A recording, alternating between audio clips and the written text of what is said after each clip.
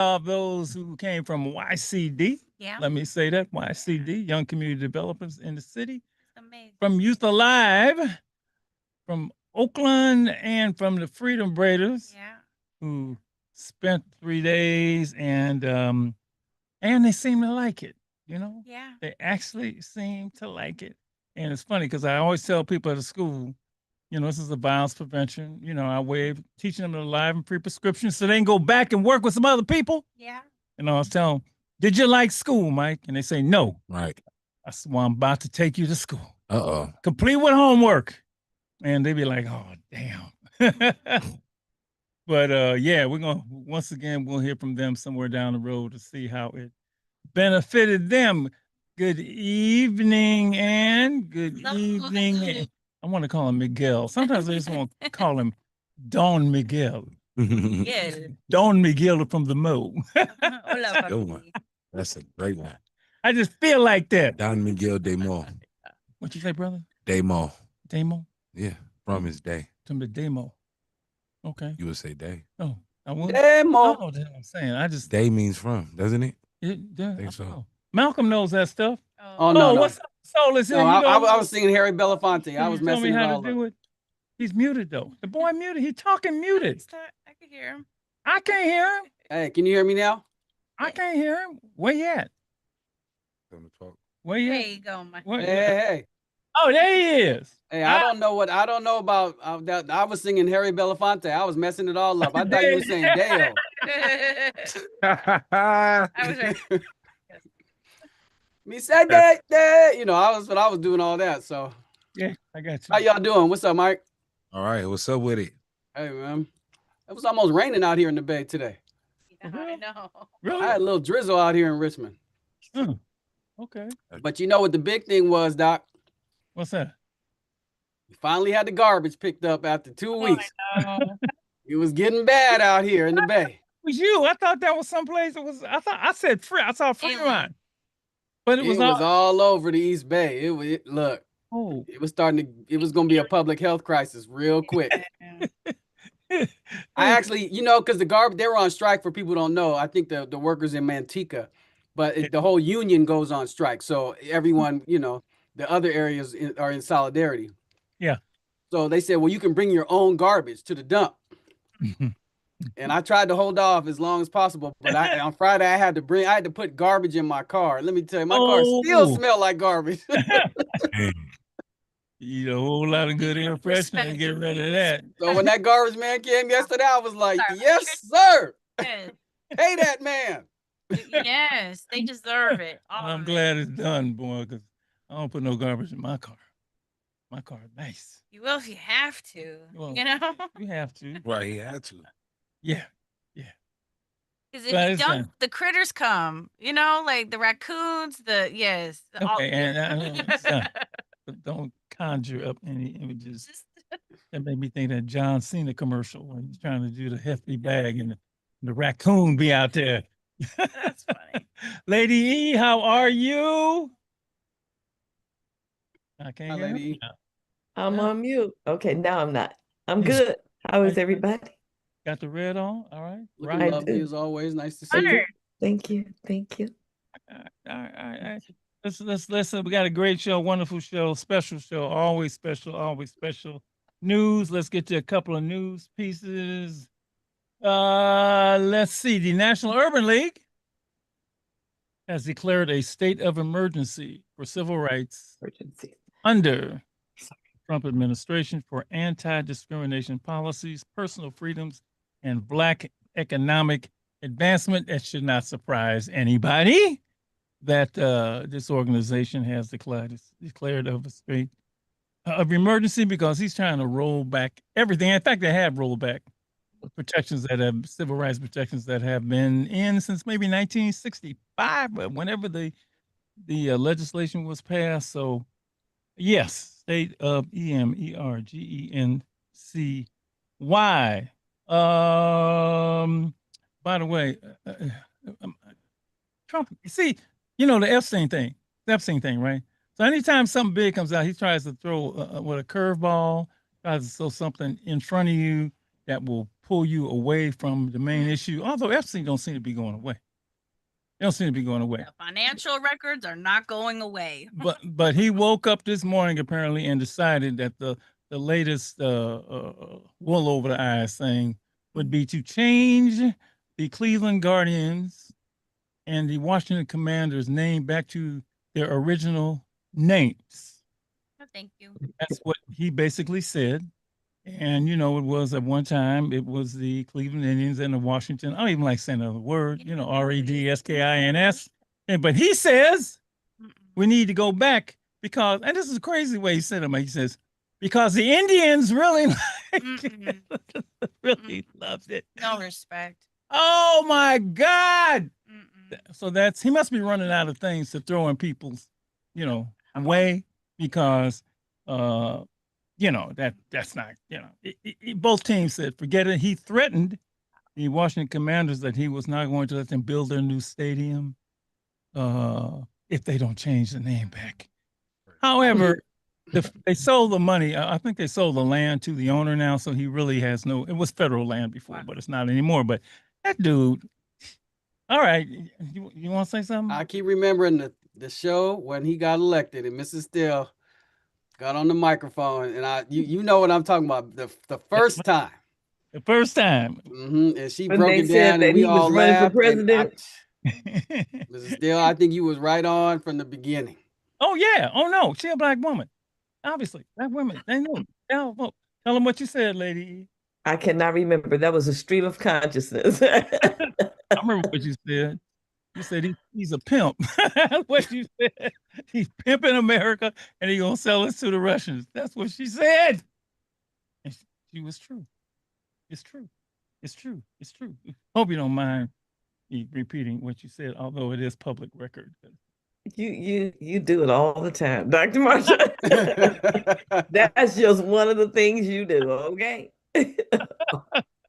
An update on the tragic death of that Southern University student who was a victim of hazing. Yes. Hazing, which has been more accurately called by someone whose son died of so-called hazing, being murdered, all right? Southern University has expelled the Beta Sigma chapter of Omega Psi Phi fraternity after hazing. The hazing investigation into the death of Caleb Wilson. He died in February after he was reportedly punched in the chest during a hazing ritual in a warehouse as he was pledging the fraternity. 3 suspects have been arrested after his death. And you know, all of you, I got to keep my eye on these things because, you know, these things, they fade from consciousness very, very quickly, very, very quickly.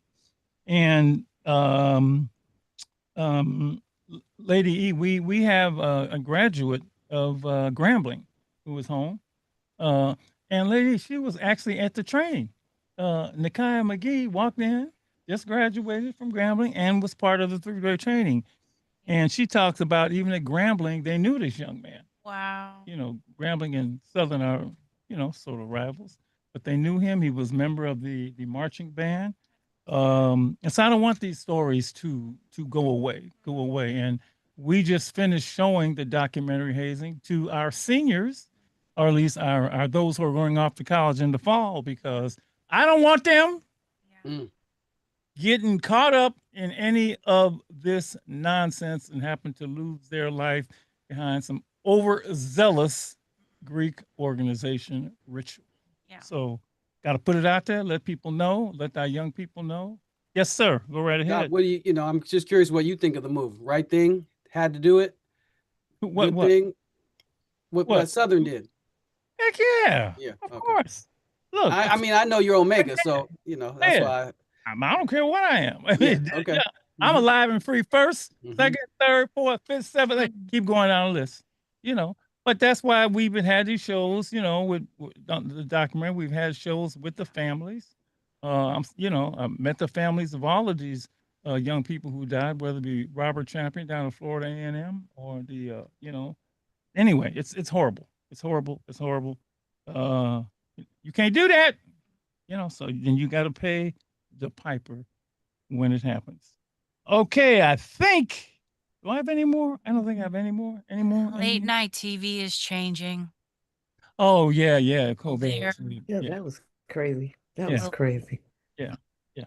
I like that dude. Canceled. And he's been number one for 9 straight years. He makes me laugh. I'm sad. Yeah, he's good. I like him. Yeah. And he could cut that man up good. He could, him and Jimmy Kimmel could be blasting dude. You know.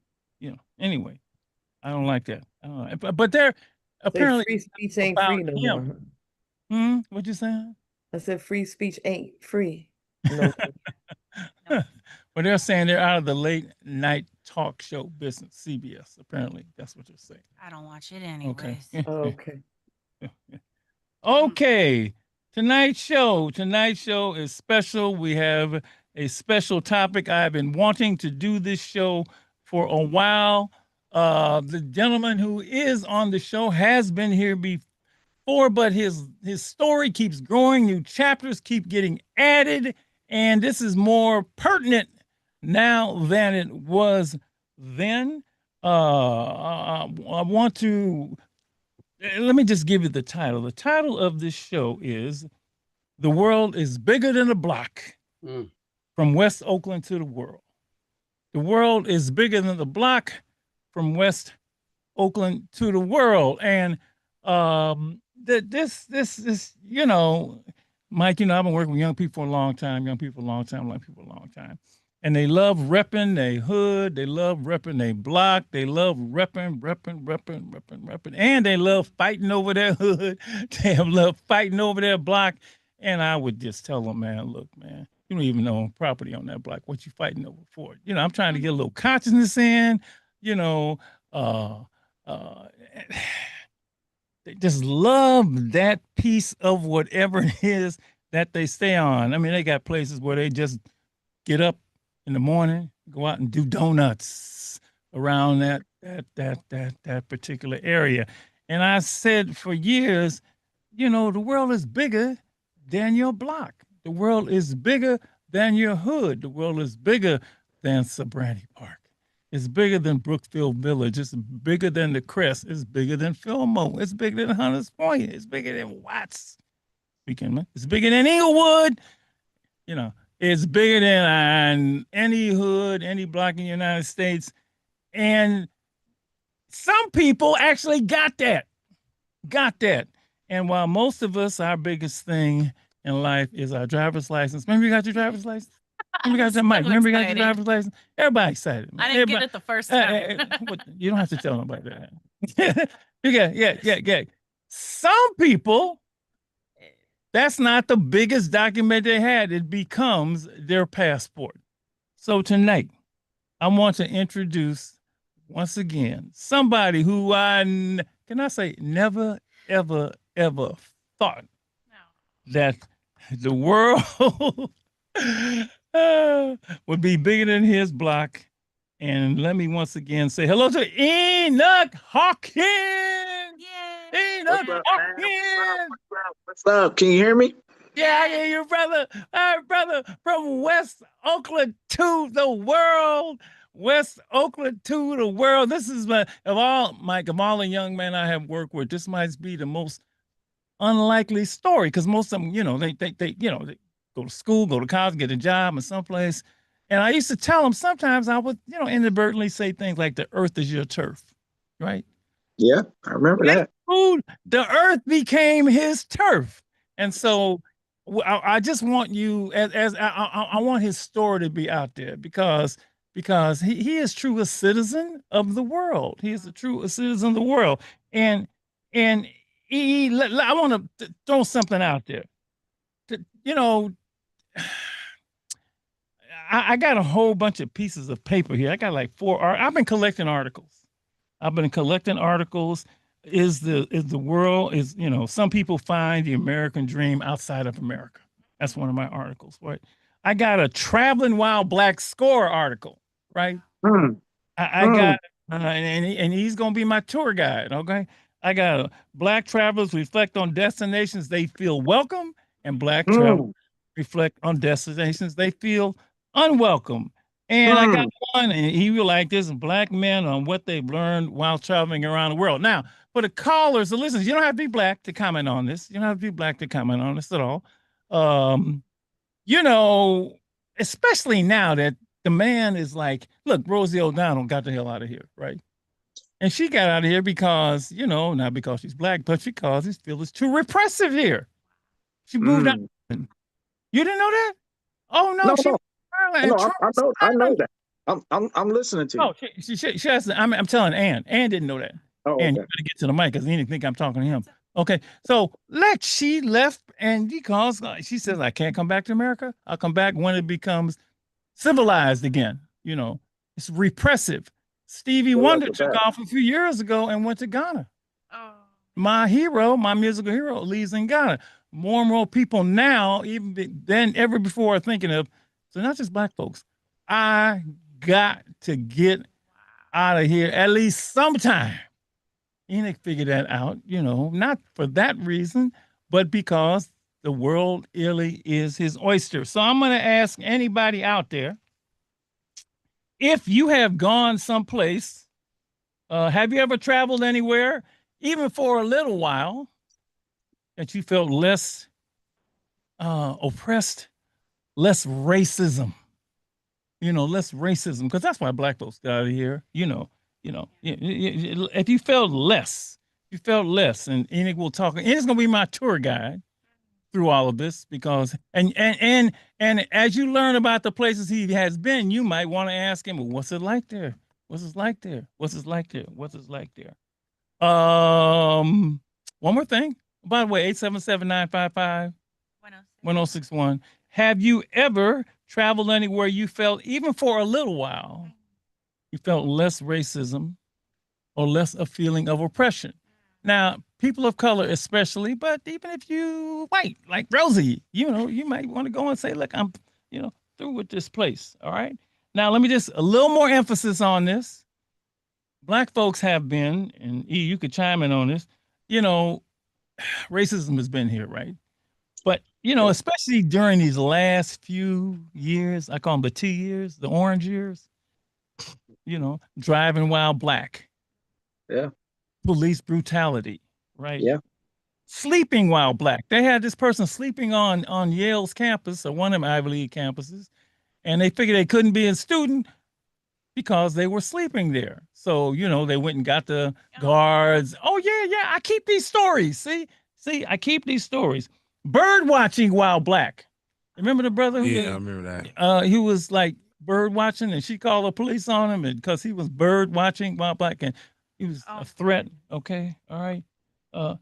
Jogging while black. Remember the brother got killed? I think it was what was his name? Ahmad Arbor, who was jogging. Now I'm saying this because people like, man, stuff happened a long time ago. No, this was all recent, recent. People was barbecuing in Oakland, and they were barbecuing while black, and they called the police on them. Okay, so some people just got tired of it, or get tired of it, and Enoch was one of those. So, all right, let me introduce the brother. 877-955-1061. Have you ever traveled anywhere, even for a while, where you felt less oppression, less racism? I want to hear from you. You may have some suggestions for us. Enoch, you know it's hard, man, to find you, number one. I will call him, seriously, and he'll be answering the phone. Dr. Marshall, I'm in Colombia. I can't talk. Oh, man, that's right. I did that one time. I'm busy right now. I can't talk. So I got lucky this time, Mike, when I dialed and he was actually here. Brother, how you doing? You looking good, man. I love you, man. You know that. I love you too. Oh, man. Later on, we're going to get into how you met, but just tell people the number of countries that you have been to. I've been to 27, to be exact. Oh, 27. Wow. Impressive. 27 countries, man, in my life. 27 countries. Man, did you ever think growing up in West Oakland? No. Hell no. Okay. Can I say that on the radio? Yes, No. you can say that. Hell no. Hell no, I'm gonna man. be honest with you, man. You don't have a short sighting when you're growing up. Especially, I grew up in the '90s. I'm 52. I'll be 52 on Tuesday. Oh, So that being said, Marsh, you know this because you've been on me my whole life, pretty much.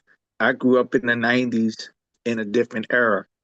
Oakland was different than it is today.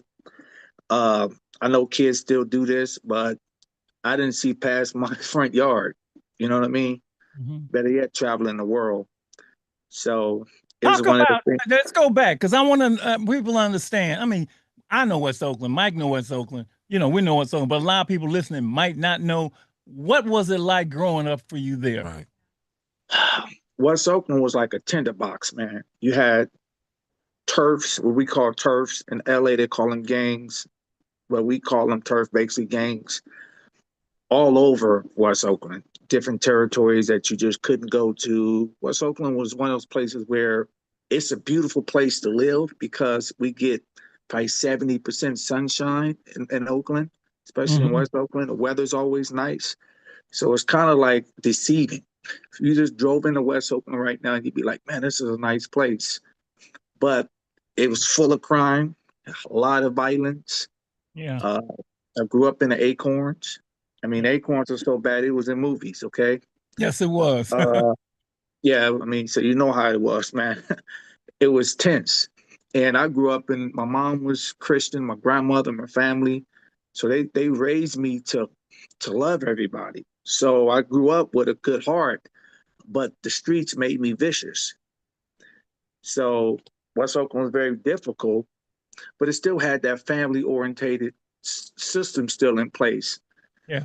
And slowly start breaking down. So I grew up with a 2-parent home up until I was like 7 years old.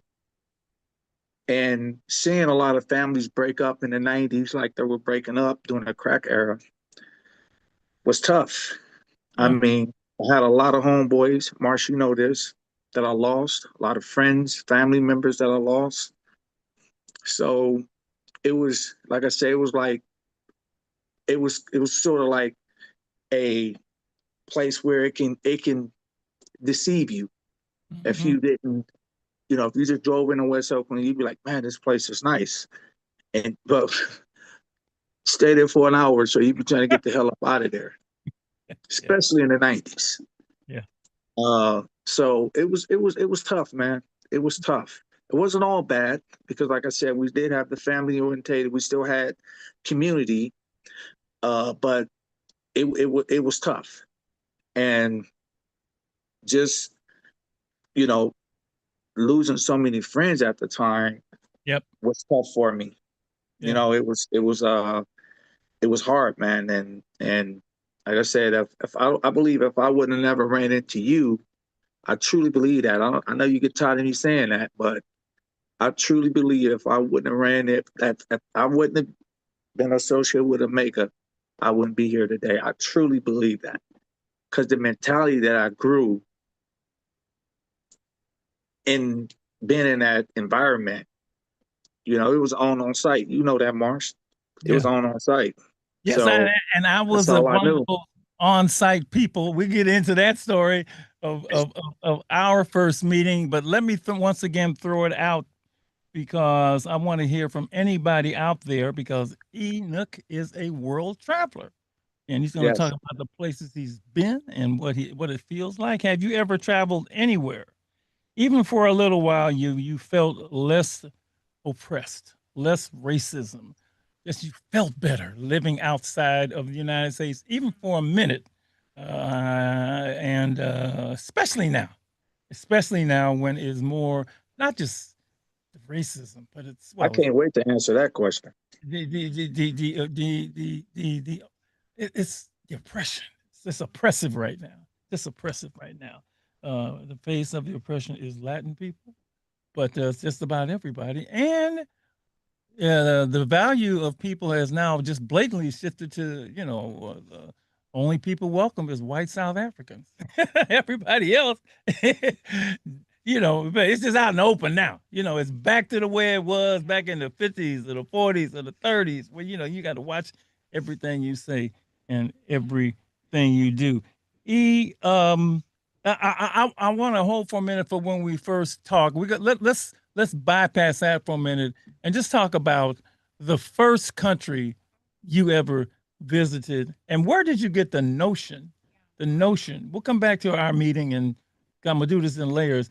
A notion to that the passport for you was such a big deal. You know, the weird thing is, man, that I don't know if I met my son's mom, but she's a beautiful Latino girl. At the time I was 21 and she was like 18. And she was like, I mean, she was telling me about her country and she was saying, you know, you might like it. It's beautiful. And I was like, me being from West Oakland, I was like, no, I don't know if I like something better than this. And she was like, well, you never been out of the country, right? I was like, no, I've never been out of the country. I don't want to go. And she was like, well, I have to go back home and I would love for you to come with me. And she was like, I said, she was beautiful, man. So I was like, well. You was, I met her. She was like gorgeous, right? And I was like, and I said to myself, I said, well, if I don't come with you, at the time, they didn't have all the communication stuff they have today. This was the early 90s. So all this way you can communicate on WhatsApp and all that didn't exist. Yeah. So she said, hey, if I leave, you might never see me. And me being the type of cat I was, me being from Oakland, from about that life, I was like, you know, well, how are we going to get there? And her being the genes that she is, she said, we can drive. And I'm like, we can drive to your country? Where your country at again? She said, Costa Rica. And I was like, well, how can we do that? That's impossible. We can't drive to Costa Rica. She was like, yes, we can. We can just take the Pan American Highway. And at the time, we didn't have no GPS. We had to get maps from AAA. That's right, so maps. That's you right. know about that life. You remember, Marsha, I showed you. So you did. The first country I went to was Mexico because we had to drive through Mexico. And I remember crossing the Mexican border at the time was fairly easy. You know, it wasn't a lot of hassle, but remember we was driving. And I was a big black gringo, as they call us, gringos. And me being the type of guy mentality I had, my son mom had to tell me that, you know, you got to keep a cool head because you're going to have hustlers, you're going to have all type of people trying to bribe you and this and that. You got to be smart. To make a long story short, the Omega kicked in. I knew I couldn't lash out at everybody that was trying to run a con on me or whatever. And I remember some of the first people I came in contact with in Mexico, the people were very nice, very gentle people. And me living in the United States, I feel like growing up in Oakland, everybody was running the hustle. Not everybody, but a lot of people I was around anyway. Yep. Was always hustling. You know, we was hustling. So you actually meet generally, you know, the cartels weren't in Mexico at the time. They was down in Colombia. So Mexico was a pretty safe country in the 90s. People don't know that. One of the safest countries in the 90s. So we wasn't really dealing with the violence in Mexico like they're dealing with now. That being said, I literally was meeting nice people, and it changed my mentality, how I looked at individuals in general, because people was welcoming us in their homes, me and her. I didn't speak Spanish, of course she did. So I was like, damn, man, this I can get used to this. I was still paranoid because I was so used to people, you know, they invite you in, then they rob you in Oakland. So you're like, you know, I'm coming from that life. I'm like, somebody's gonna rob me before I get out of here. And people were just good people, man, all through Mexico. Got to Guatemala next year. People was pretty much the same, very nice people, man. I think the only country I really had a little problems with was El Salvador. They was having kind of a little civil war going on. That was a little freaky. But me being from Oakland, I was like, man, look here. Just dodge the bullets if they come at you. My son mom, she was about that life too. She was like her hanging out with me in Oakland a lot, and she'd seen a lot, went through a lot with me. So she understood what was going on. And like I said, even in El Salvador, people was very nice. It was still good people. And Nicaragua, same. People was good. So when I finally got to Costa Rica, now it took us, I want to say, 2 weeks for the drive because we were stopping and going through countries and doing a lot in different countries and doing little tours and all that. And I'll tell you, man, it was the interesting thing was my skin color at the time in the 90s didn't matter more than my nationality and the money I had. Wow. Like money comes first, nationality second, and then your skin color. So that was like fourth almost. Mm-hmm. So people kind of they could kind of tell I was American. They just kind of knew.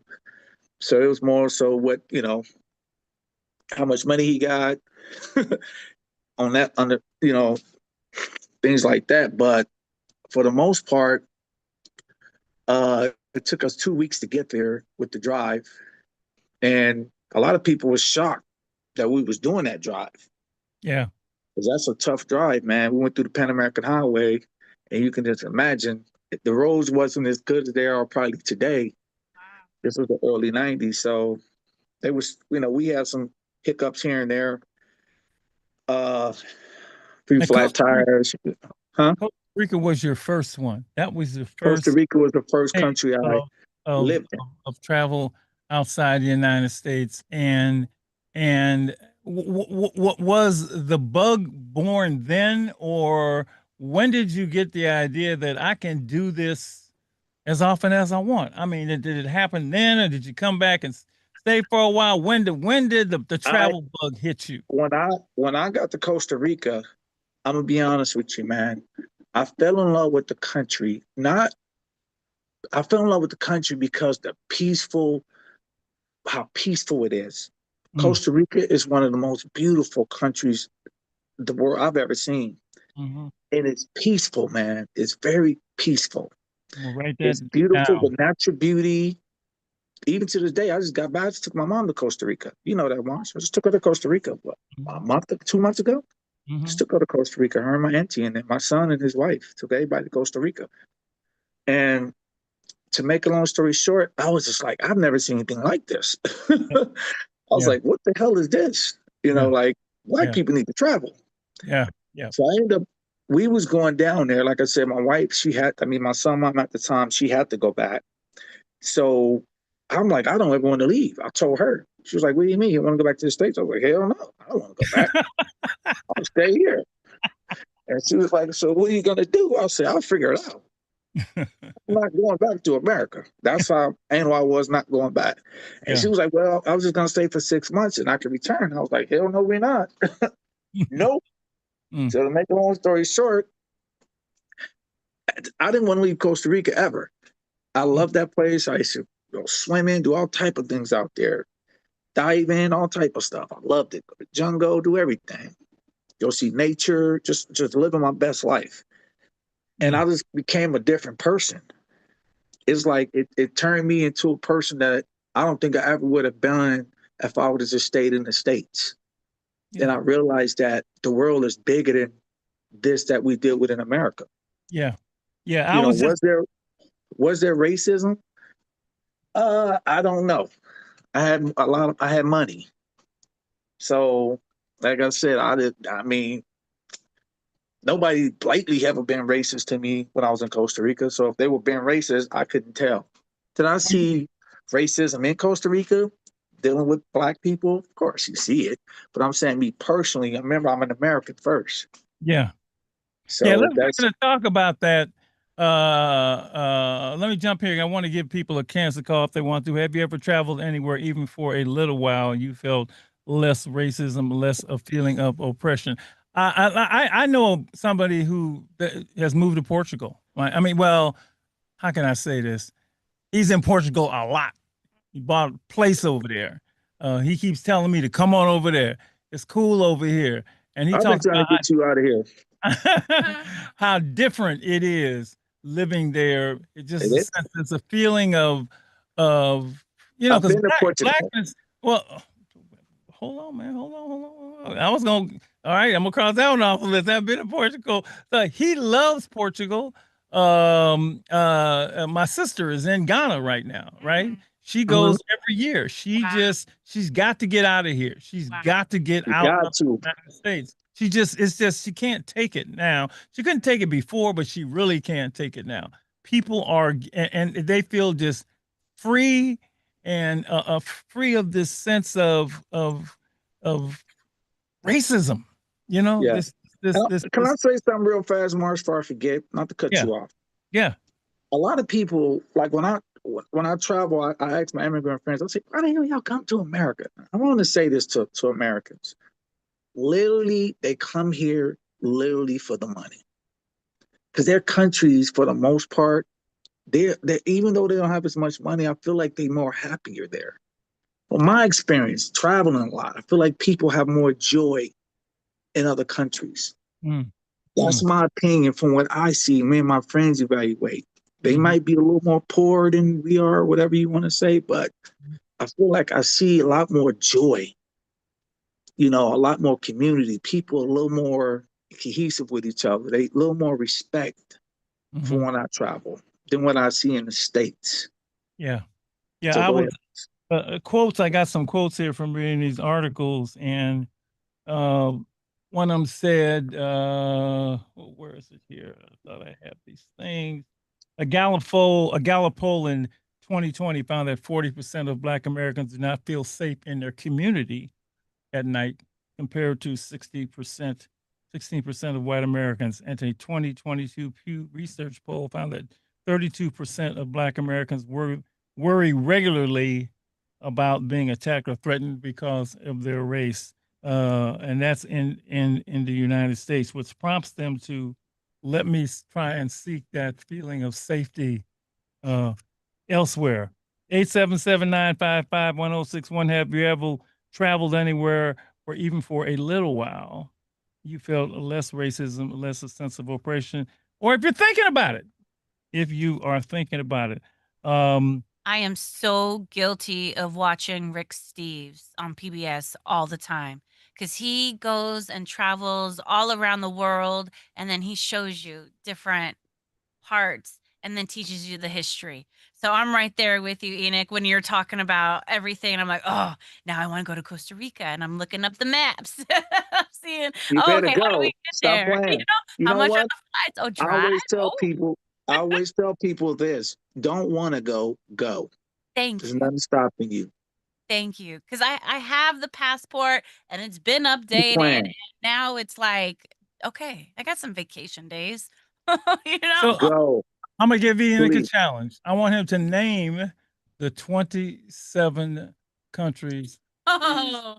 been I can to. name them fast too. Just gonna be Hold quick. on, because I'm writing them down. Okay, Costa Rica.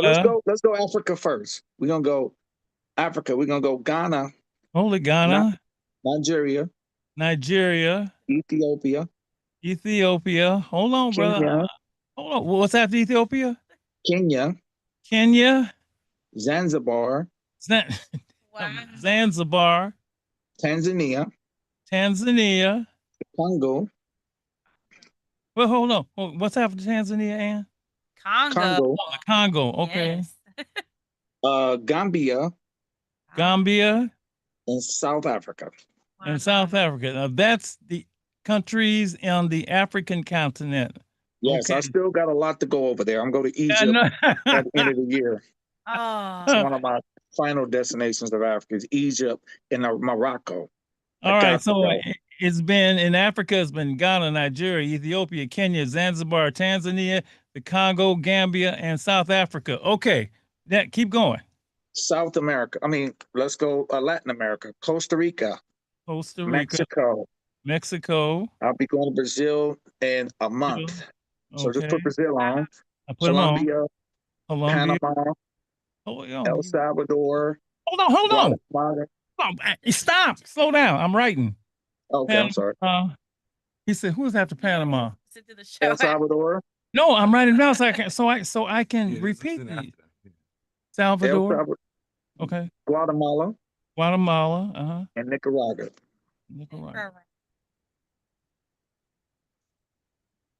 Now Okay. Europe. Okay, Europe. Okay, we're gonna go Poland, Poland, Greece, Greece, Belgium, Belgium,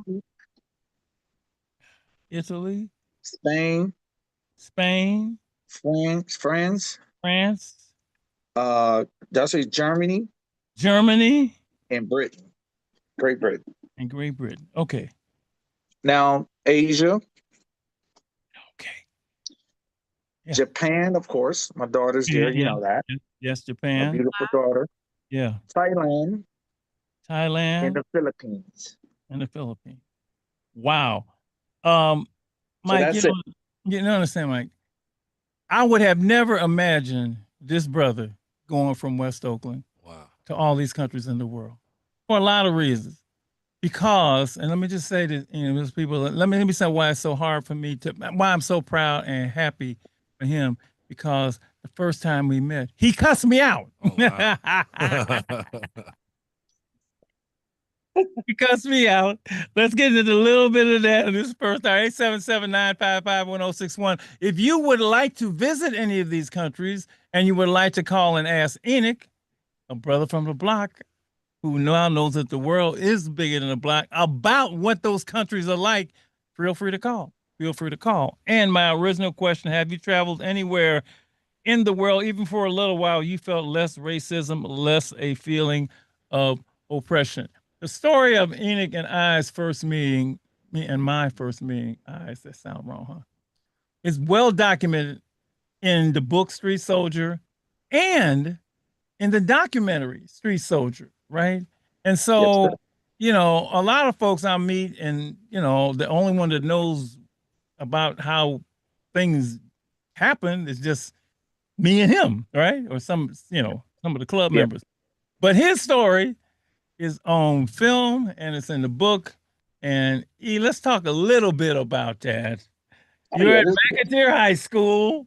You had just come. man, You had I got just kicked come. out of Oakland School District. Gotta say that. That's right. He got kicked out of Oakland. He came to McAteer. It was my last year of teaching, and one of my last years of teaching. And the story goes, I went to the lunch line to get my lunch because I was going to have a meeting with the teachers. Enoch, being from where he was, did not like me cutting in front of him. And so he Well, cut me out. I still can't believe that, man. The I was boy down cussed there me with out. He Ed. called me the N-word. Like, who the hell are you? Whoop-de whoop-de. Well, I mean, the boy just like went just like, but look, Mike, I went trying to find, you got a call? Yeah. Hold the story. Okay. All right. Go ahead. You're on Street Soldiers. You're talking with world traveler Enoch Hawkins, Dr. Marshall, Lady E. Go ahead. Hi. What you got for me? Can you turn on your radio? Me? Yep. Yes. You're on. Okay. I've been to about 12 different countries. Okay. In order of Nigeria, UK, Spain, France, Italy. No.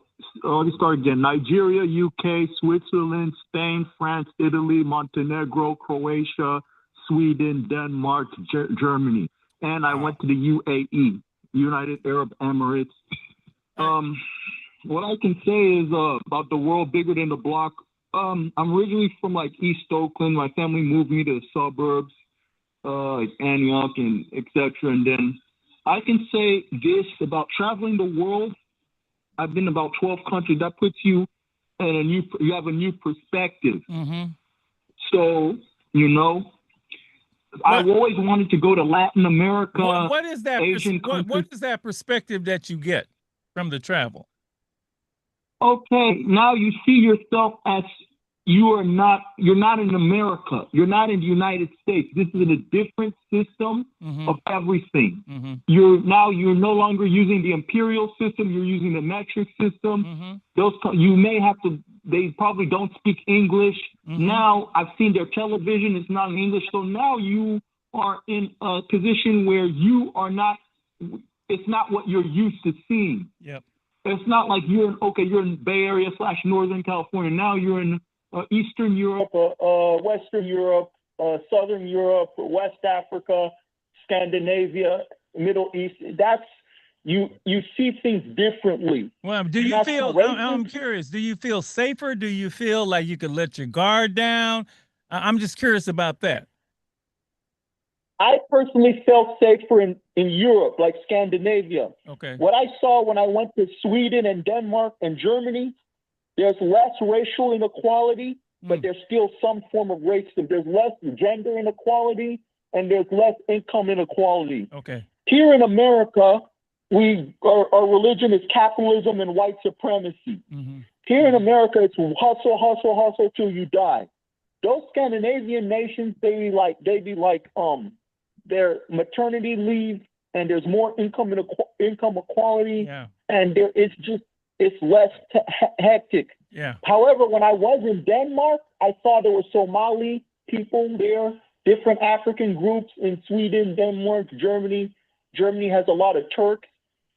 I already knew that before I went to Germany in 2014. Got you. And I've seen another thing now for racism. Last point. Let him make his last point. Okay. Go ahead. Now, for racism, I personally didn't experience it except when I went to Italy in 2011 from the celebrity cruises. Italy in 2011, some Naples or Capri, I forgot the name of the city, Napoli or Capri. Some Italian man was just mean mugging me. He just looked at me. Right. I don't know, because he doesn't speak English and I don't speak Italian. We couldn't communicate. Other than that, everything was all good. Thank you, man. Thank you. Thank you. Thank you. Thank you. That is amazing. That's a perspective I wanted to hear from folks, where they've been, where they would like to go. And you want to know where these 27 places are like. If you're thinking of going, call in. Yeah. Ask Enoch. Well, you Hawkins. gotta go. Oh, Can't go. okay. So here's what we're going to do. Here's how we're going to do it. We're going to worry. All right, go ahead and head on over to YouTube Live at Stay Alive and Free as we keep up with the conversation and learn a little bit more about Enoch. And you can always take us on the go when you head on over to stayaliveandfree.org.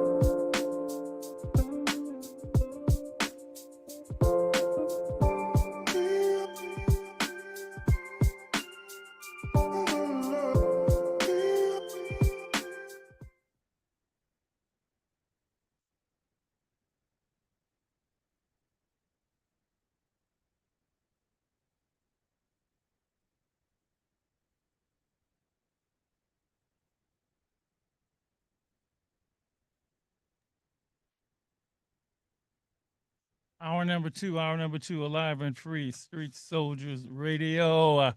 Our guest tonight is the one and only Enoch Hawkins from West Oakland to the World. Subtitle, The World is Bigger Than the Block. During that first hour, he talked about from West Oakland, all the places he has been in the world is certainly his turf. We're talking about just the whole journey, just the wonder of it all. He's been to Costa Rica, Ghana, Nigeria, Ethiopia, Kenya, Zanzibar, Tanzania, the Congo, Gambia, South Africa, Mexico, Brazil, Colombia, Panama, El Salvador, Guatemala, Nicaragua, Poland, Greece, Belgium, Italy, Spain, France, Germany, Great Britain, Japan, Thailand, and the Philippines. And as I said early in that first hour, I would have never believed that this brother, a product of the Acorns in West Oakland, who my concern at that point was not only, I wasn't even thinking about him getting out of the country. We was trying to make sure he didn't go to jail or get killed. and every time I see him, I have to see the smile, because this is what, you know, and a lot of our young people, you know, they end up going to college or certainly going to work. You know, he did not go to college. And at the time he was talking about, I don't know if he remembers that UMass, that was going to be a school playing ball. And then Yeah, I was a hooper. he was a hooper. And he ended up being alive and free and employed, and then doing something none of the young people that I've worked with have ever done, have traveled this much. Mike, but you got to see, because we're going to come back and talk about the places, all the places and what he's gotten up. You got to see how we met. You got to see how we met. And can we go back and relive once again Man. the meeting between Dr. Marshall and the young, fresh out the hood, Enoch Hawkins? We're not going to read the book, but we're going to show a little bit on film. All right, here we go, E.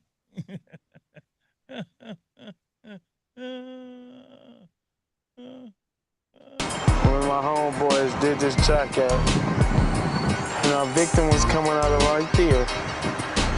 I was waiting for the guy to come. So when he came, I was the first one to put the gat to his head. Then come out your cash, and your keys, and your versatile card. We had him in a Jeep just like this one. Had him in the back. When I first started doing dirt, it was like, you know what I'm saying, I was about 15. It was just that, you know, I wanted to be a part of my home, you know, part of the crew. You know what I'm saying? So I was like, whatever. You know what I'm saying? My partners do it, I'm gonna do it.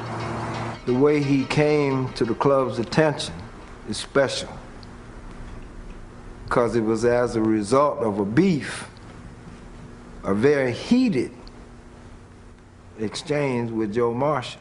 I wanted to whip his ass, you know what I'm saying? I wanted to get with him, I wanted to break his neck. I went to the head of the lunch line. I didn't know he was gonna teach it till he turned around. Uh-huh. Yeah. I was like, man, who was that? Well, it's a he just cut all us. He cut all of you. About 30 kids. Got right in front of everybody. And you felt that he had disrespected you. When he broke that glass as he left school, I said, oh, this brother is hot.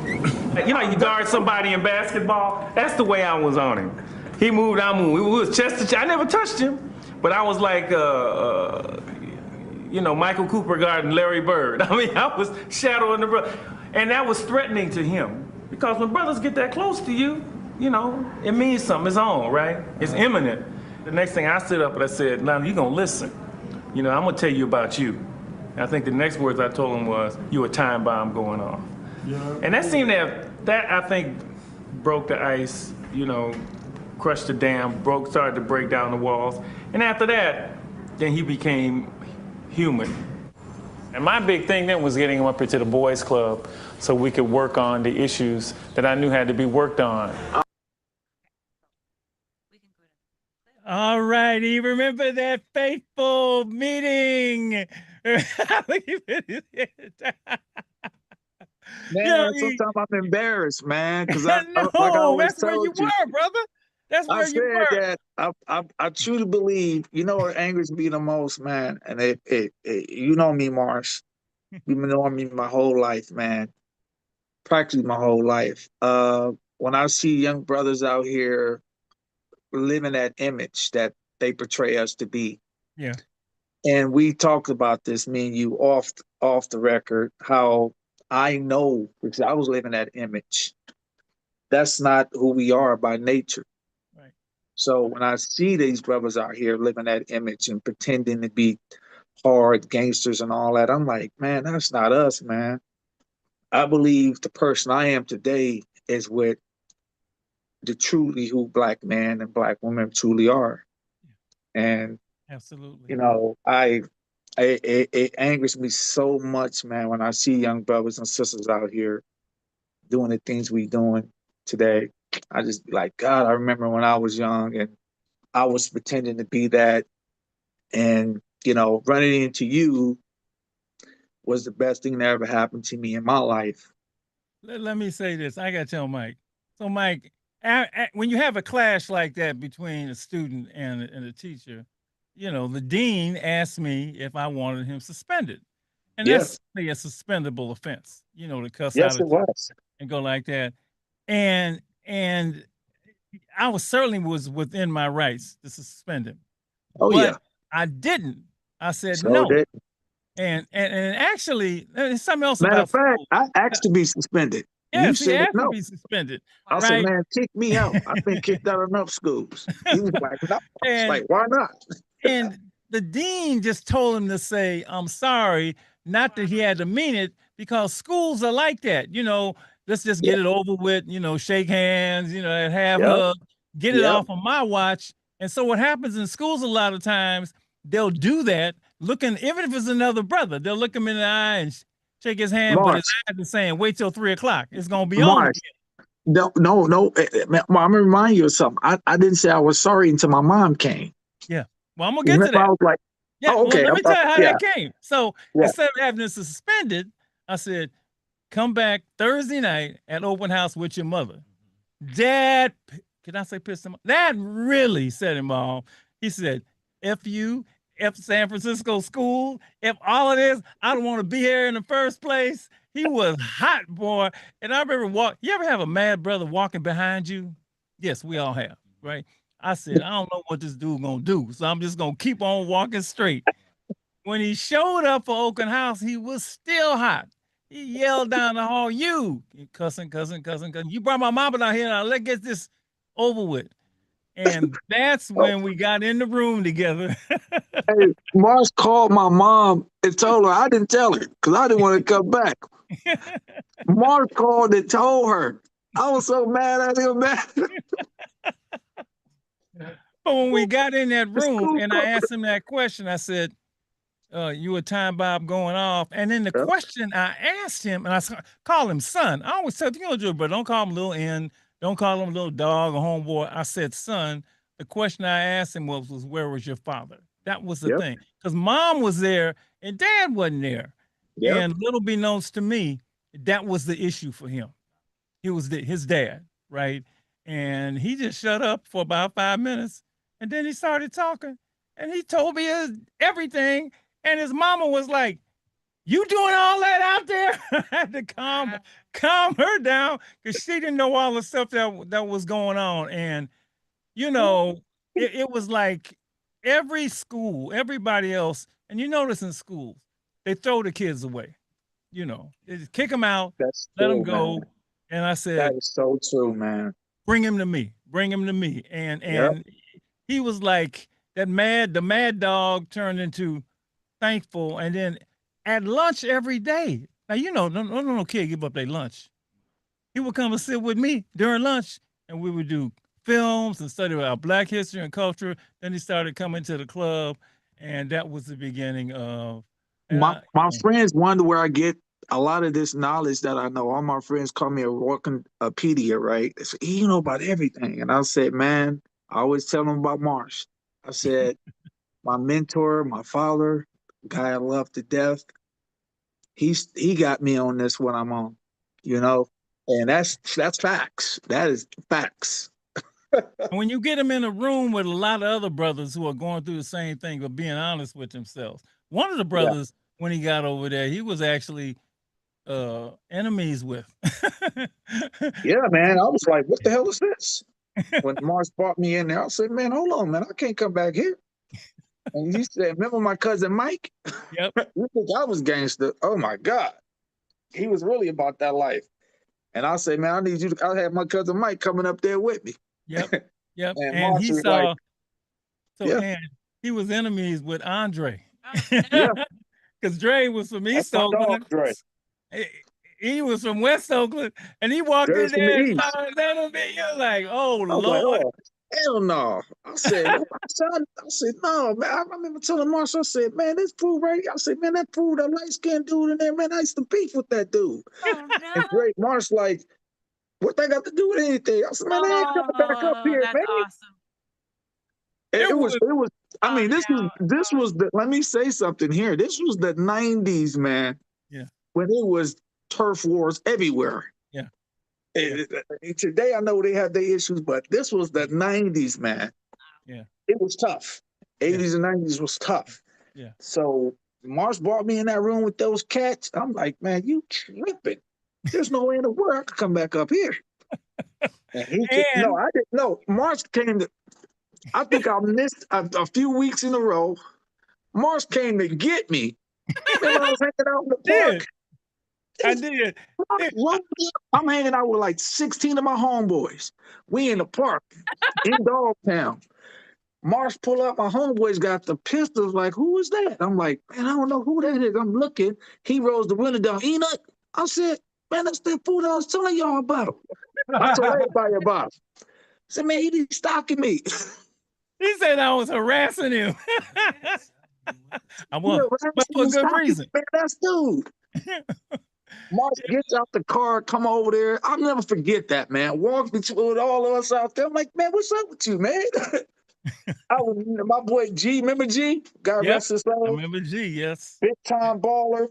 Yep. But man, that right there made me look at Mars totally different. Yeah. I'm like, man, how would you come down here with, man, you gonna get killed coming out? He's like, I don't care. Like, man, you tripping. Man, I remember that like it was yesterday. Yes. Yes. Wow. And those images do stay because that was the beginning of a wonderful relationship, not only with me, but with the staff and with all the members of the organization. Everybody. Kids that were coming, the young people that were coming, because they were all in different stages of that street life, right? Especially because everybody was banging and selling drugs, you know. I mean, everybody. Everybody. And so they were all in the same room. There wasn't a good person in the room. But you, Miss Norris, Jack, and Coach. Everybody else was gangsters and criminals. I was like, man, you didn't tell me about this. This is crazy. And they all like, I don't know, they always honored the place, Mike. We never had no drama there. Never. Which that's what threw me off. The thing could have gone up in smoke at any moment with these cats. But they always everybody took the mask off. Yeah. Everybody took the mask off when they came in that room. Yeah. And that's what got me. Yeah. That's what got me. That's what I knew was something special. And that's why I'm so proud of him, because once he got on the road to the real Enoch, he had to go through a lot, you know. He had to get his GED, and the whole thing of getting his GED was a big deal. It's also in the film. And Michael, I'm saying this is all on film. This film is the story of 3 young men coming through the club. He's the first story. And this film has been shown literally all over the world. You can look at Leg and Us, called Street Soldiers. Guys in prison have seen it. We saw, and his is the first story.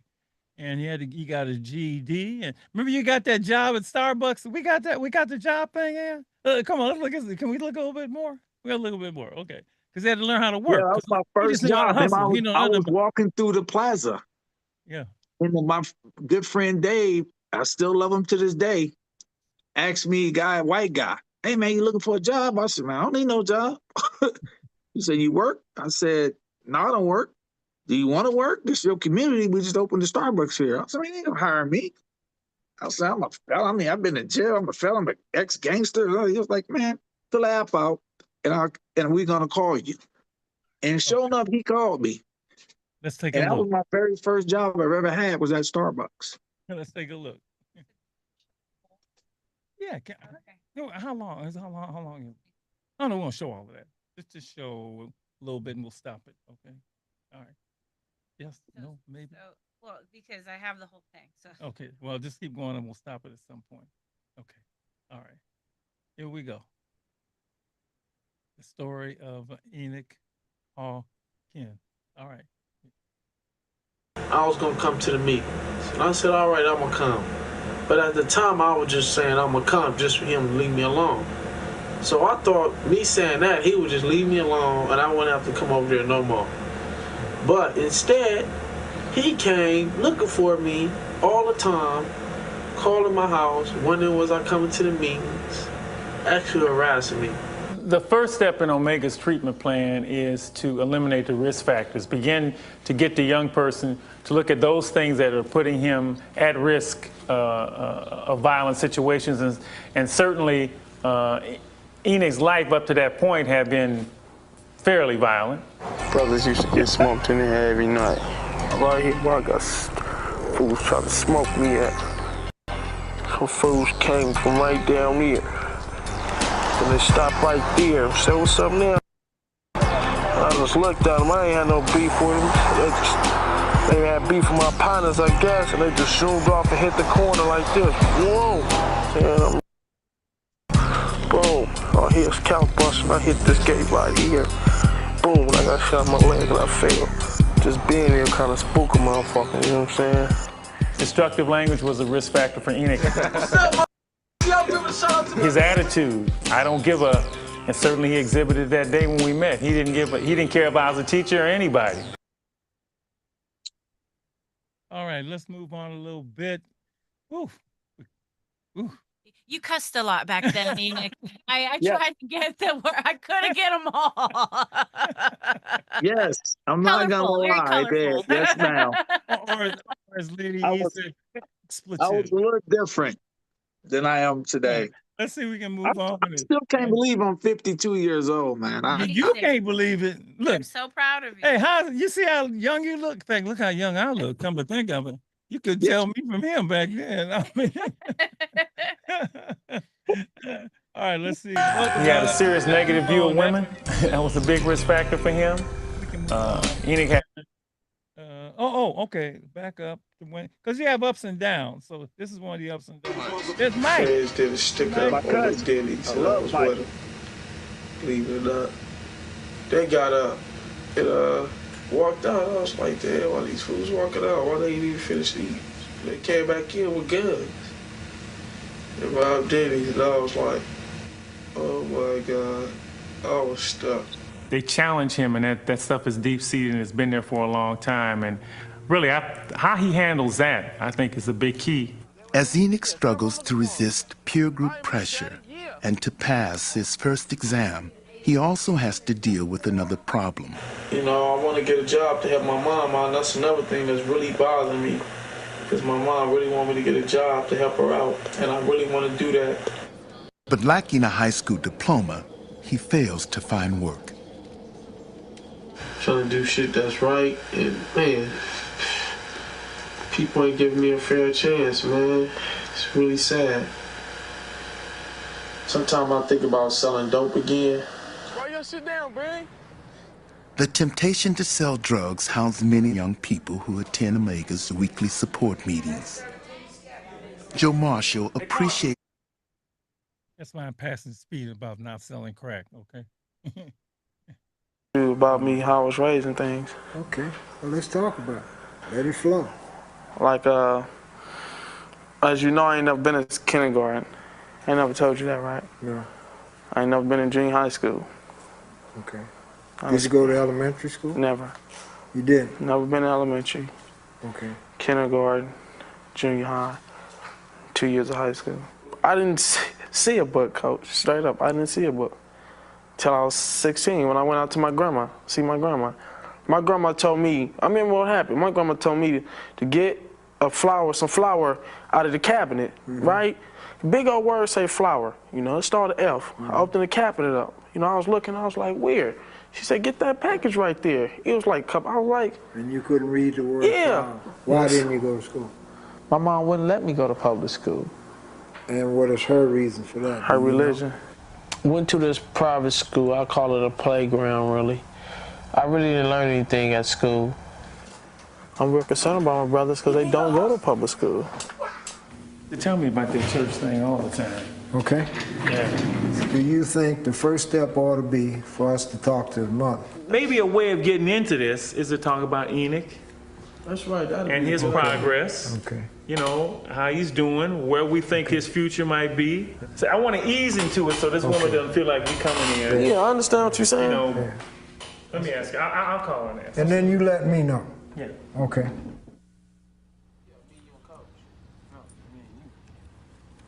She says, like I said, she said the school is fully accredited. You know, that you can make the most out of whatever school you go to, and it's up to the kids to take advantage of the education being offered by the school. And your mom feels that it's a real good place. And like I said, there's nothing you can Really do about it. do about it. You know, I didn't know the school was accredited. But what I did know, that I didn't really, you know what I'm saying, like going to school. And I didn't go, you know. And it wasn't a school, it was me. If I go ahead and get my education and maybe move on to college, it'd be a good example for my little brothers and sisters to follow.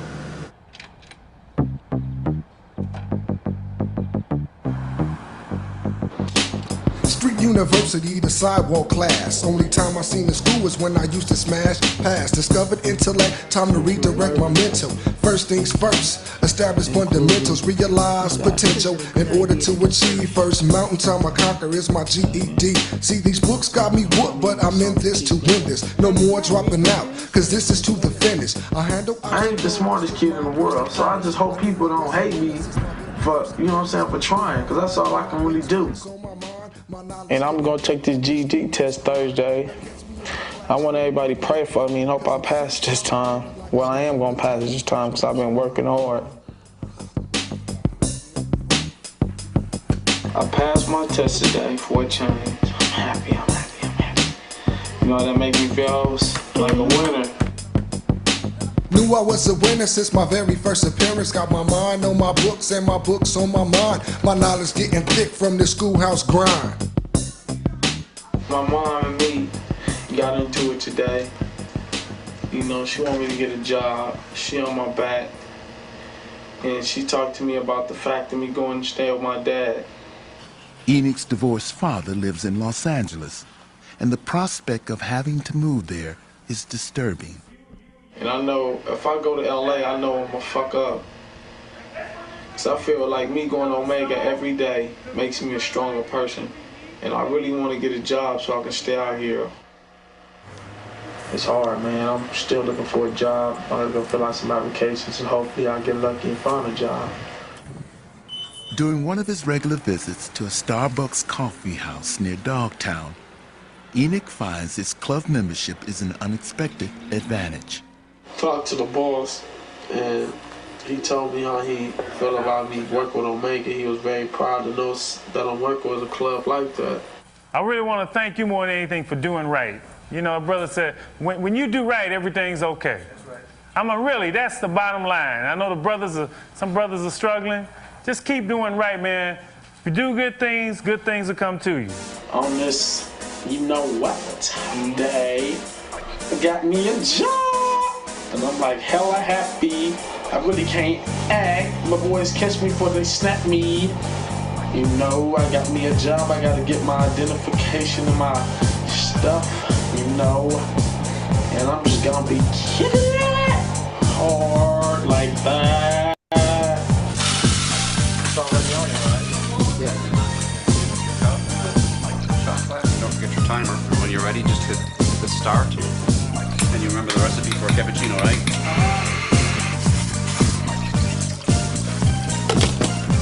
Oh, I got my steam up. Thank you. There you go. Thank you. Good job. guess who will make the next one for them? Double shot, tall cappuccino. Thank you, sir.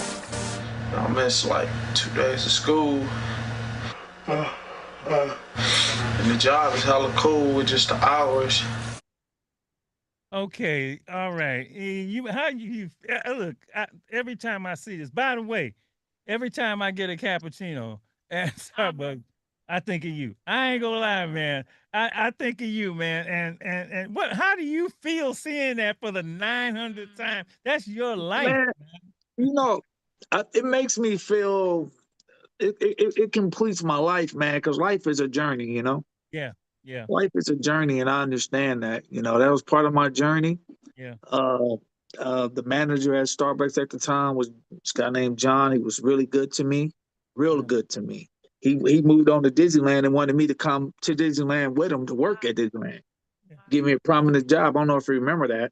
Yeah. And I turned it down because I didn't want to leave Northern Cali. Yeah. But you know, yeah, it's weird seeing it because I was so much younger. Yeah. But and not yeah, nearly man, as wise as you are now. oh no, I definitely wasn't the guy I am today. Mm-mm. I wish I was. Oh no, you know, a lot more money. Yeah, yeah. You know, I will say this: what we have, one of our coaches, all you got to do is turn right and keep straight, and he didn't go backwards. You know, he kept climbing the ladder. Imagine life is a ladder. You know, he hit one rung and hit another, but he never slid back. Some people take two, go up two, and then go back down. He just kept slowly and slowly, and so what he is now, he's at the top of the mountain, and I mean that because to be the ambassador he is for us, because he really is an ambassador for Alive and Free to the world, is incredible. I have nobody. You know, nobody. I always say this: the bad thing about that is, Marsh, about that film, I always have something I have to look at. If I'm going to go left, I go, can't do that.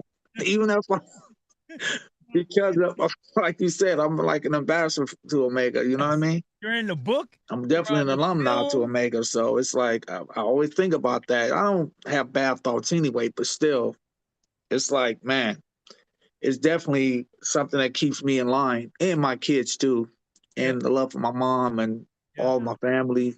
That helps me. It keeps me going too, because I'm like a representative for my nieces and nephews, my son and his daughter, and just everybody in my family. You know, I'm like a role model. They all look to me for questions and answers all the time. You know, prepared through all that steady climb to be in the world. You were prepared. You were prepared that when you started from Costa Rica on, it was just like and they call it the world is an oyster, your oyster, right? The oyster opening up. And I asked him, Mr. Stella, I asked him what was his favorite place, and he said, I don't have a favorite. They're all offer something. But you got to say something about, a little bit about, now you don't have to do all 27, but general impressions. And we've talked about, especially a Black man traveling in the world, what's that like?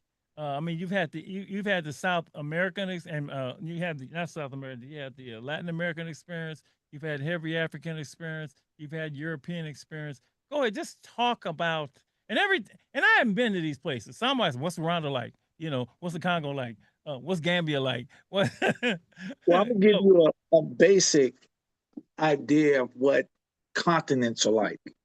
Let me do that. Say going country to country. So you have in Africa, of course, me being a Black man is always an advantage because I'm Black. Mm-hmm. You know, you have a lot of people that look like you, so you don't feel as odd, I would say, in Africa. You're kind of like, okay, these are my people, but you have to always still remember you're American. Yeah. I mean, like I said, nationality does matter. I know people say, what a Black thing, the nationality matters. You're American, you got American culture, you're American. So from being in Africa, I felt like, for me, it was almost like, I remember the first time I landed in Africa, it was Rwanda. I cried. I literally cried when I landed in Africa because it gave me a feeling I've never felt before. Yeah. I felt like truly mentally free. I was like, everybody in the airport was Black. working in the airport. You had some Europeans there too, of course, but visiting. But you knew you was in a black country, so that was sort of weird for me because I've never seen that before. Yeah. Traveling. So then when I started traveling around the continent, you realize that you do get a little, people do treat you a little different because you're American. Not a bad thing. A lot of times it's a good thing because they think you're American, you might have a little more money or something, whatever, and you feel a connection with a lot of them. I mean, in Africa, they was, especially when I was in Rwanda and Kenya, a lot of brothers will call me their brother and be saying, welcome home. And it just felt like it was a feeling like I never felt before, man. So I was just overwhelmed in Africa just with joy and love, so that was my experience in Africa. And Africa do have its issues. We all know that, some problems, but that's everywhere. But so when I went to Latin America, the thing about Latin America, Latin America got a lot of black people there too. I mean, they had more slaves taken in Latin America than in America. Yeah. So you have a lot of black people in Latin America. I know people probably don't know this, but it was a lot. It's a lot over there. So I always call them my distant cousins over there. We all came on the same ship. Some was dropped off different places. So they resemble us a lot. Culturally, a little different, but similar. The people I found to be very kind, gentle. Remember, I do have the American passport, so people think, you have a little more money, so you do get people trying to get at you all the time. You get used to that, with people always begging you for money and asking you for things. But my experience traveling, my first time out of the country, I drove, prepared me mentally for a lot of this stuff. Mm-hmm. So I handle it a lot different than a lot of Americans handle it. It doesn't bother me as much. And I've been in a lot of these countries so many times, they kind of know who I am. Like some of the same places I've been back to. So I'm kind of regular, especially in Latin America, because it's so close. And if you ask me my favorite country in the world, I always say it's between Colombia and Rwanda. They're my two favorite countries in the world. And I love Spain too. Spain was very beautiful. I like the Spain a lot. A lot. When it comes to Europe, like the gentleman said that called in earlier, the racism is not like America racism. You would think it would be like America racism, but it's not. It's different. And it's not it wasn't in my face as much, I didn't really feel it when I was there like that. I didn't, it wasn't like there were just being blatantly racist like you see in America sometimes. Right. Where the police is messing with you and all that foolishness you got to deal with. I didn't see none of that. I didn't experience none of that. When I went in the shops and sat at restaurants, I didn't feel like people was discriminating against me because of my color of my skin. I didn't feel none of that. Right. So it was beautiful. It's a beautiful cities and countries. I took the train through there. It was nice, man. It was very, very nice. Very nice. I would tell people one of the countries I advise people to go to would be Spain. Mm-hmm. Spain is really nice. I really liked the Spain, and Italy was nice. Now Italy is a little different. They more nationalist, like Japan. Yeah. They're a little more nationalist in Italy. A lot of people think it's racism, but they like that towards anybody that ain't Italian. Yeah. And just like Japan. Japan is very nationalist, but they're very nice, though. It's a nationalist country. You got to understand, Japanese are just that way. I have a daughter in Japan. Her mom's Japanese, so they're very nationalist. So Japan, now Asia. I've been in Japan, and I love Japan. I really like that's what I'm saying. It's so you can feel the nationalist when you're there, though. You can feel it when you're there. Yeah. Asia was just unbelievable. I love the food in Asia. I love eating. Oh, man, the food in Asia is just off the chart. It's very clean. People are very kind. I find people to be, when you leave the States, to be a little more kinder than the States. Yeah. My experience. I don't want to talk negative about America. I'm not bashing here to bash America, but I'm just saying my experience. I find people to be a little more kinder when you're on our travel. Yeah. And I had to get used to that because a lot of times you be thinking it's phony, but you start looking around, you're like, this is kind of the way the world is, you know? Yeah. So yeah, Asia was really, I only been to 3 countries in Asia and loved them. Japan, Thailand, and the Philippines. And I'm gonna try to hit China. I'm gonna hit quite a few more countries in Asia. Asia is like my big target for next year. Egypt and 3 or 4 countries in Asia. So that's sort of my goal, to hit a lot more Asia. Well, It didn't go back to Africa too. we may have to open up Mars to Enoch because pretty soon he will have covered the Earth. It is just remarkable. It is just remarkable, man. Yeah, I never thought I'd be traveling like this, man. That's something I'll sleep in my bed at night and be like, God, I can't believe that I've been able to do this, man. Even my family be like, dude, you always gone. Like, Yep. what the hell? You never in the country. My friends, but I've been blessed. And I've had it's sort of like when we send the young people to college and they make friends, on the East Coast, the West Coast, the South. I mean, East Coast and the South. He makes friends all over the world. Yes, I got traveling friends that, man, I meet people all over the world, man. I meet people most of my friends are international now. Yeah.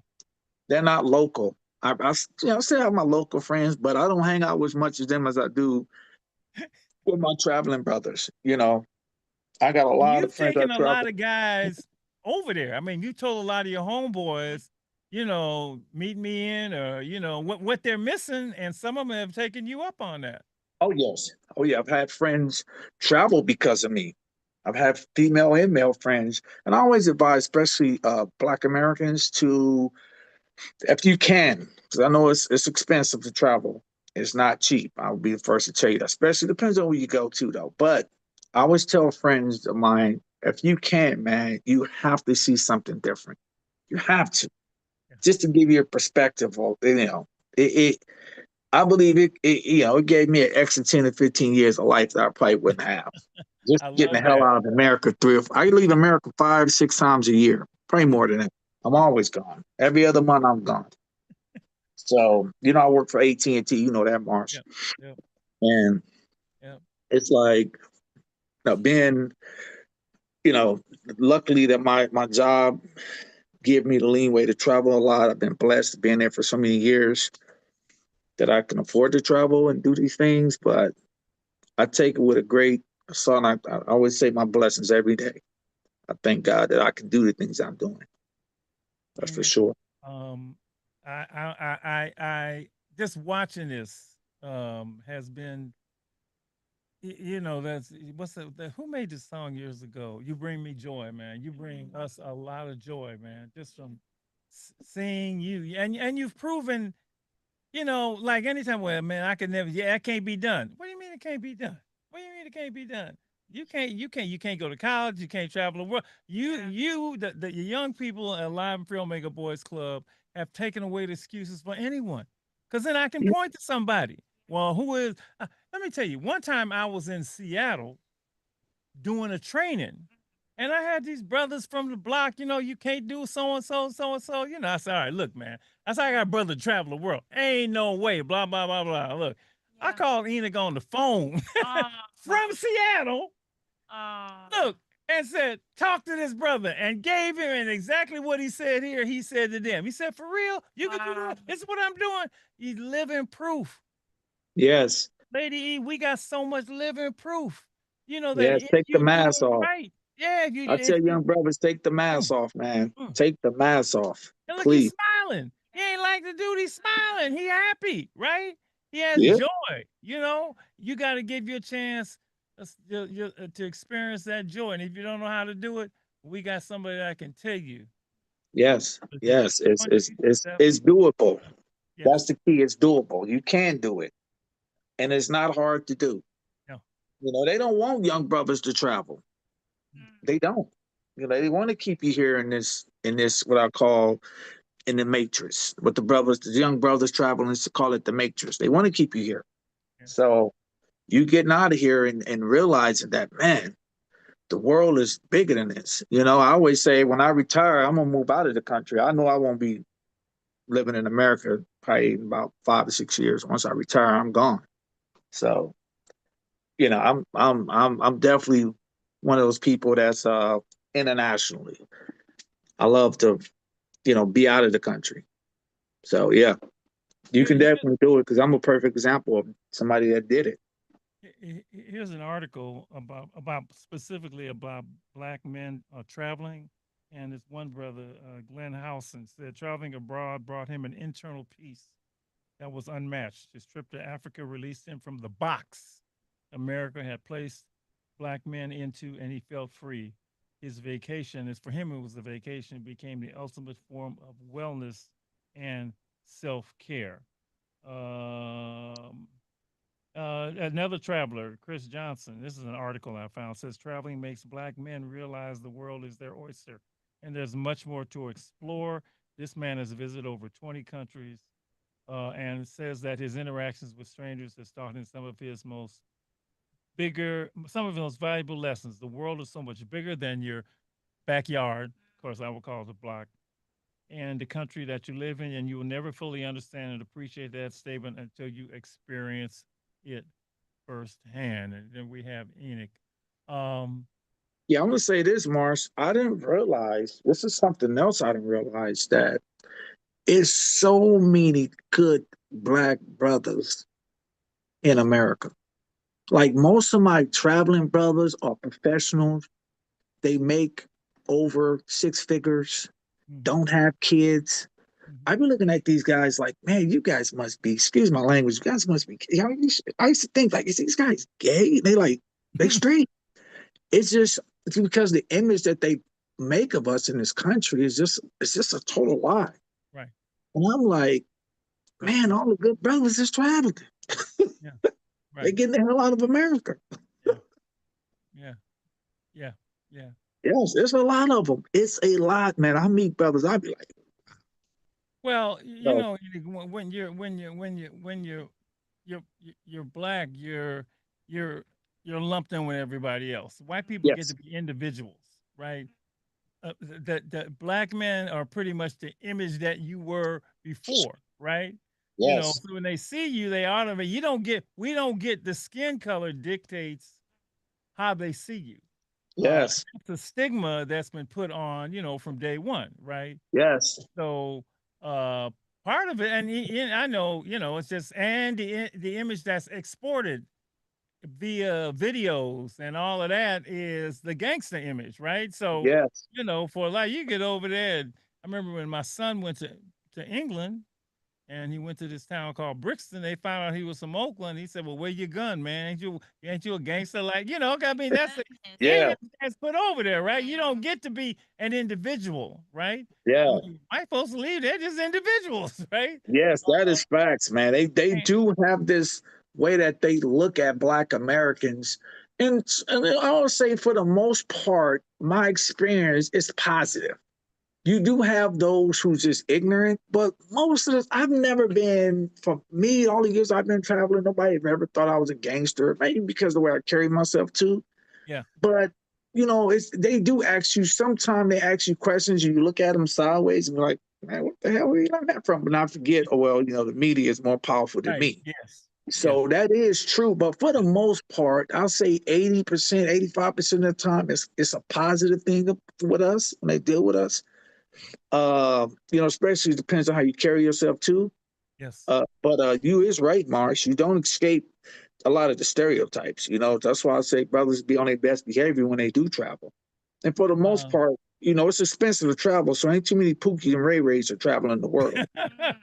So it's hard to mess it up. You know what I mean? Because the Pookies and Ray Rays, you know, they go to some countries, they can slide into the DR and Colombia, but when you start talking about Africa and Europe and places like that, you better have your money right. You bet you got So yeah, Asia, it's a little expensive to travel these places, you know. So yeah. Lady E, you have been listening and smiling and listening and smiling, and I hope you're still there because there you go. I want to give you all the time you want with this remarkable young man, uh, the poster boy of Alive and Free, Omega Boys Club. And I mean poster, I mean in the book, I mean in the documentary, more than just sitting in the room, more than just an article being read about him. He is immortalized on film and in print. Uh, Lady E, say what you want to say to Mr. Hi, Enoch. Enoch. How you doing? I'm good. I'm good. Always good to see you. You know that. See that beautiful smile.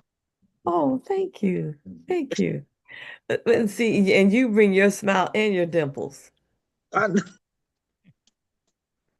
can't live them down. I can't. Okay. You know, I was talking to my son today and sharing how I was when I was younger. Mm-hmm. And he was like, really? So you didn't know that part, huh? It's Mm-hmm. really something when you take a moment and look back and you see the things you did when you were younger and you recognize today that that's not who you were. That's what you did. And there were justifications, I mean, legitimate justifications for that. And then you run into somebody who says, what? What are you doing? No. I mean, it's just what a blessing, you know. Yes. And so since I was just having this conversation and he was looking at me like I was crazy. No, because what you couldn't pay me to be a waiter, a waitress. Mm-hmm. Uh-uh.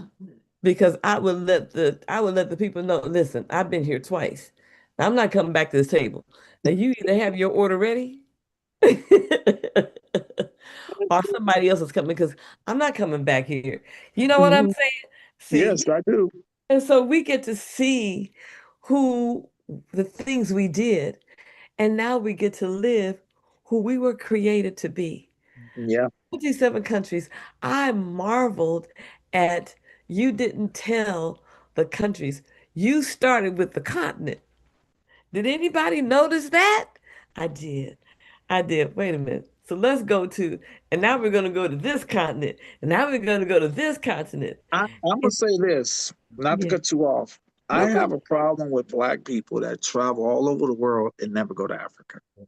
I don't understand how you do that, but I guess you can do it. I couldn't achieve that. Me being a black person, me being Yeah. black American, I couldn't achieve that. I have to, I had to go to Africa because I've always been obsessed with African history and culture. So for me, it was easy for me to go to Africa. But I do know some guys I travel with that just won't go to Africa. They make every excuse not to go to Africa, which is weird to me. But that's a story for another day. I'm sorry, but go ahead. Okay. Yeah, no, I appreciate it. I've been to Africa. And so the question, have you ever been any place? Well, I've been to Africa and when they saw me, I wasn't just, it was like, sister, welcome home. Mhm. It's just, anyway, but back to you, watching yourself and then seeing, I hope you saw where those parts of you that you knew you could be, but you didn't have to be. But if it was necessary, you could pull out something while you're traveling. You know what I mean? It's just amazing the gift that you brought, Dr. Marshall. Okay? Yeah. Yeah, I you think let Marsh done way more for he. I always say this to Marshall. He don't like me to hear me say this. I say, man, I truly believe if I would have never ran into you, I will. I know I'll be dead or in jail. Just oh, my mentality, the type of guy I was at the time, and the foolishness I was into, it would have been bad. It wouldn't have yeah. ended well. And you didn't know. You didn't Yeah, know. He wasn't gonna let you not know. yeah, he wasn't. The gift that you brought him Yep. was awakening him to who he was being called to be. what he was being called to do. Yep. And then, because see, clarity comes as we continue the journey. Yep. So you brought him a gift by saying, what? And what he could have done, he didn't. What was that made him not? No. I want to get on the inside. And then to be able to walk across that park. I know you thought he was out of his mind. Man. And we would. When he said about the park, I was down with him. I'm out there with about 15 Negroes, and I'm talking about gangsters. Yeah, we can see it. This was the 90s. These was the homies. And Marsh pulled up that night. It was nighttime. Nighttime. I was like, who was that? My partners got the straps. They're like, who was that? I'm like, I don't know who that is. And like I said, he rolled the window down. Enoch, I said, man, who are you? Said, Dr. Marshall. I said, man, what the hell are you doing here? I said, that's the dude that I've been telling y'all about. I'm sure there were days that he probably said, what was I thinking? Man, I'm almost positive. I said, man, that dude crazy. I said, that's the dude I was telling y'all about. And my homies was like, what are you doing over here? I said, man, I don't know. And sure enough, he got out the car and walked in the park. I said, man, here he come. He's coming over here. They was like, man, go talk to your boy. They said, talk to him, man. I said, man, that dude crazy, man. I can't get rid of him. And that was the greatest thing that ever happened. Oh, it was that fun. was what a gift that was for him. We don't know if you're the only one that he stalked, but you the only. I don't think I was. I know I was. One on film. I'm only I'm stalking him. He ain't the only one, but he the one. I mean, you got him stalking, but stalking because you're worth it. Yeah. Your life was worth it. He saw something me I didn't see in myself. Right.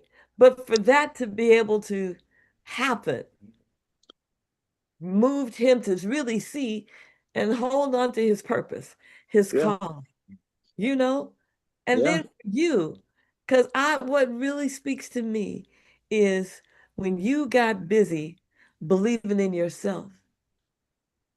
Anybody you cuss out and then they follow you. Okay, yeah, you're gonna cuss me out, and guess what? Now you can't get rid of me.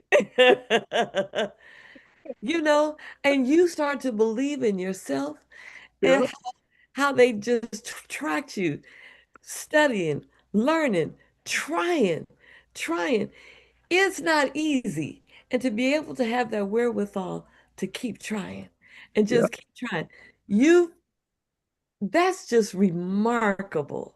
That is just remarkable. And now here at 27 countries, we can't get him to take a vacation. I'm trying to get Marsh out of the country so bad. 2 weeks ago. Trying to get him to take a vacation. Where'd you go for your vacation, Marsh? New Orleans. Oh, I tell black people this. Hold on. I tell Negroes this too. If you go somewhere in America, that is not a vacation. Thank you. But period. So don't tell me when my friends like, I just came from New York, man. I just came on vacation. I'm like, bro, that's not a vacation. That's a break. Right. But Costa Rica is on my agenda because I do have family down there. It turns out. Go ahead, lady. I want you to just. You can see. So I just celebrate you, and I just really just love you and celebrate you, and I don't know. I can't even come up with the words. I just know that you are a blessing and a bright light for all of us. You. It is okay. You guys is a bright light for me. Who? I said, you guys is a bright light for me. Y'all is like, I got y'all in my, carved in my heart. I love Omega forever. Love Omega. I mean, I wouldn't be here if it wasn't for Omega. I know that. So I will always honor Omega. But I took my kids there, my nieces and nephews. And your son is one of our college graduates. Yep. Yes, he is from Cal Berkeley. Yep, he is. Yep, he went through the program through Omega. Sure did. Yep. Brilliant. So yeah. And cute and so fun and funny. Anyway, thank you for the light that you turned on for us in many ways, and for You're welcome. just all that you do, all that you've done, the way you do it, and how you have taken what you learned and made it magic. Yeah. You know, and just made it magic. Yes, So, ma'am. Yes, ma'am. I live for the dream every day. And see, Italy is one of the places I want to go. Italy There's is an beautiful. advantage that you have because you're big Black man. That's true. I tell people Okay. that because people So say, I "Do just anybody need ever you to mess know. with you?" You know, people have asked me that. Do you ever have any problems? I'll stand up and I'll say, "What you think?" They go, "Oh no." See, I always say if somebody coming at me, they either got a gun or a weapon, or they got somebody else with them. So I'm just gonna give up. People ain't just gonna mess with a 6'2" Black man. It's you not know what happening. I'm saying? So yeah, that is definitely Not it. happening. And then all that you bring with you. You know what I'm saying? It's like, listen, I used to say, I haven't always been professional. Hold on. I don't even like to think about the I'm not old. even that one. You don't even know that. You don't want to know that. I ain't So gonna lie, I did have an incident in Colombia. I ain't gonna lie, a guy tried to pickpocket me and he got the wrath of me. And I thought I killed the guy because I hit him so hard. And I said, damn. The police came and people saw him trying to pickpocket me. And it was like, oh, they was telling him in Spanish. He was trying to take his wallet. The police looking at me. They nervous because they didn't know why. They looking at me like, damn, this is a live one here. They seen I was coming. I was like, he tried again. I'm going to knock him out again. So, you know, they wrapped him up and took him to jail. He lived not to pickpocket somebody else, so that's good. I hit him know so what hard you're though, running Marsh. into with It some was folks. ugly. Look, Yeah. I gotta say thank you so much, E. Thank you for your continued, I don't know, continued life. I mean, it's just amazing. That's why I said the chapters that you add, the example that you have set, you know, it's just amazing. It's just beautiful. Our goal is alive and free, but you're alive and free. You take it to another level. You're alive and free and world traveler. So yes, sir. Again, you're another one of the examples of you can do anything that you want. And I'm glad you were home for a minute because you're actually here. It won't be long, and you're gone again. But we will see you Saturday. We'll see you Saturday, and everybody get to see you because everybody's looking forward to seeing you at the barbecue. Yes, sir. Just thank you. I will be there. Thank you. Love you, man. Love you. Thank you for Love taking y'all the too. time tonight. And everybody, the world is bigger than the block. It's that simple.